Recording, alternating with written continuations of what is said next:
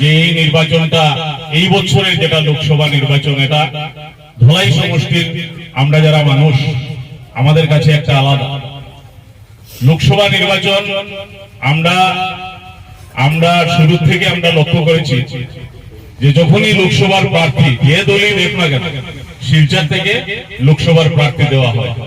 গোবিন্দ মুরুগেশ তো লোকসভার প্রার্থী ছিলেন শিলচর থেকে, সন্তোষ মোহন দেব লোকসভার প্রার্থী ছিলেন শিলচর থেকে, নরুল হুদা একসময় সিপিএম এর প্রার্থী ছিলেন শিলচর থেকে, অনুরূপভাবে রাজদীপ রায় শিলচর থেকে, সুস্মিতা দেব শিলচর থেকে। কিন্তু এই বছর ভারতীয় জনতা পার্টির কেন্দ্রীয় নেতৃত্ব দিল্লি থেকে ওনারা একজন পছন্দের প্রার্থীকে নির্বাচিত করে এখানে দিয়েছেন। উনি হলেন এই সমষ্টির সম্মানিত বিধায়ক, 5 বারের বিধায়ক, 2 বারের মন্ত্রী পরিমল শুক্লবৈদ্য মহাশয়।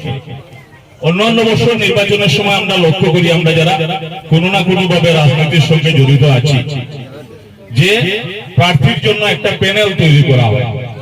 পত্র পত্রিকাতে আমরা দেখি যে 2-3 জনের নাম দিয়ে একটা প্যানেল তৈরি করা হয়। সব দলেরই এইভাবে প্যানেল থাকে, বিজেপিরও থাকে, কংগ্রেসেরও থাকে, অন্যান্য রাজনৈতিক দলেরও প্যানেল থাকে।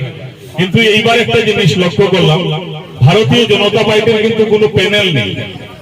আসামের যে 14টা লোকসভা সমষ্টিতে প্রার্থী দেওয়া হয়েছে, সম্পূর্ণ সিলেকশন কেন্দ্রীয় নেতৃত্ব করেছে, দিল্লির থেকে প্রার্থী দেওয়া হয়েছে আমাদের এখানে।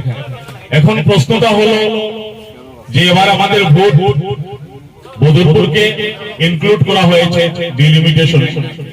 ভোট আমাদের আগের থেকে ভোট এখানে বেড়েছে। ভোট বাড়ার কারণে ধরুন আমরা 13 লক্ষ 13.5 লক্ষ ভোট আমাদের শিলচর লোকসভা সমষ্টিতে আছে।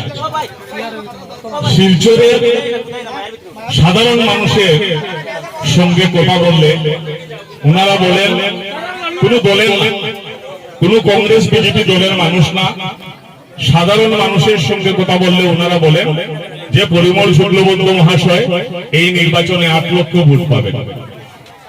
শিলচরের সাধারণ বাঙালা বা আপনারাও, যে আমি আমার বক্তব্যে বলছি না, আপনারাও শিলচর শহরে কোনো চায়ের দোকানে, কোনো পানের দোকানে, কোনো স্টেশনারি দোকানে আপনারা জিজ্ঞেস করবেন, বলে দাদা আমার বাড়ি তো দোলাই, পরিমল শুক্লবৈদ্য শুনলাম ক্যান্ডিডেট, তাই কেমন ভোট পাইবা, আর কংগ্রেস থেকে যে দাঁড়াইছে তাই কেমন ভোট পাইবা। তখন দেখবা তারা আপনারা এমনিও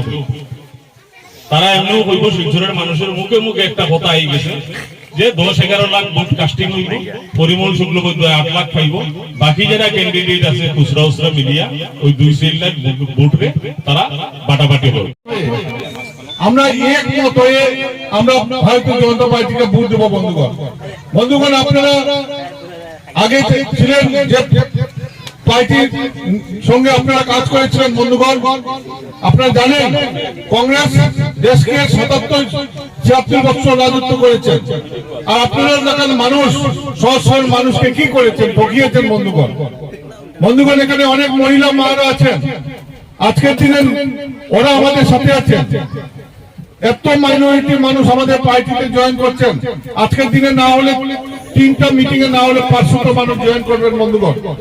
বন্ধুগণ আপনারা ঠিক করেন, মনকে স্থির করেন, আমরা ভারতীয় জনতা পার্টির সঙ্গে আছি। আমাদের মধ্যে গত পরশুদিন আমিনুল হক লস্কর উনি কংগ্রেসে জয়েন করেছেন। বন্ধুগণ বিজেপি অনেক দিয়েছেন আমিনুল হক লস্করকে। আমিনুল হক লস্করের মতো মাইনরিটি মানুষকে ভারতীয় জনতা পার্টি ডেপুটি স্পিকার বানিয়েছিলেন। বন্ধুগণ তারপরেও আমিনুল হকের দুঃখ, উনি নিজের স্বার্থের জন্য আজকে বিজেপি ত্যাগ করে কংগ্রেসে জয়েন করেছেন। বন্ধুগণ সময় এসেছে, উনি আসবেন আপনাদের এখানে, অনেক কথা অনেক সুরসুরি নিয়ে আসবেন। সবাইকে করজোড়ে হাত করে বলছি যাতে আপনারা সেই সুরসুরির মন দিবেন না। বন্ধুগণ আপনারা যদি এই সুরসুরির মন দেন তাহলে আপনাদের ক্ষতি হবে, আমাদের কিচ্ছু হবে না। বন্ধুগণ আপনারা দেখেন ভারতীয় জনতা পার্টি সরকার আসার পর এই রাস্তার জন্য দুবার আমাদের মন্ত্রী মহোদয় টাকা স্যাংশন করে দিয়েছেন। বন্ধুগণ পেয়েছি, লোকনাথপুরে পেয়েছি, তার জন্য উনি অর্থ অনুদান করেছেন। কিছু টেকনিক্যাল কারণে কাজ হচ্ছে না, আগামী 1 সপ্তাহের মধ্যে কাজ ধরা হবে। বন্ধুগণ আড্ডানপুরের জন্য একটা প্ল্যান দিয়েছেন, ওটা এক সপ্তাহের মধ্যে কাজ হবে বন্ধুগণ। আপনারা দেখেন এই বিজেপি সরকারের সময় কোন রাজনীতি, কোন সাম্প্রদায়িক দাঙ্গা হয়েছে না বন্ধুগণ। বন্ধুগণ, আমাদের মধ্যে উপস্থিত হয়েছেন আমাদের অতি প্রিয় মন্ত্রী, আসামের বরিষ্ঠ মন্ত্রী, আমাদের সবাই অতি প্রিয়, অতি সুপরিচিত মাননীয়